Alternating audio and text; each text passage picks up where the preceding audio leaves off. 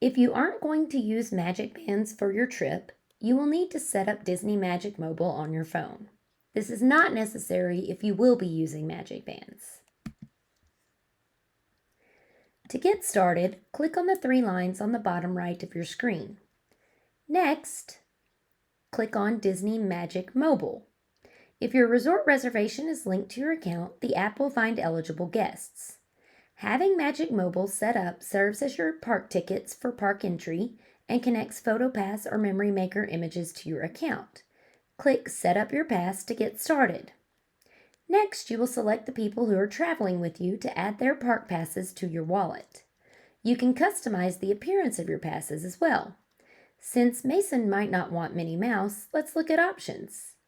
You'll see lots of choices from characters to the 50th celebration and parks and more. Mason likes elephants, so let's pick that. Next, click Add to Apple Wallet. Then click Add, which allows you to use your passes with your iPhone and Apple Watch. The passes and Express mode will be automatically added to any device that uses your Apple ID.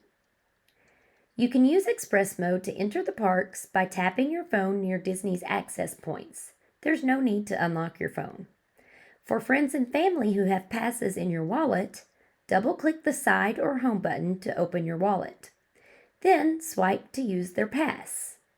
If someone in your party has their own account and is linked with friends and family, they can set this up in their own Apple Wallet, however, it's not necessary.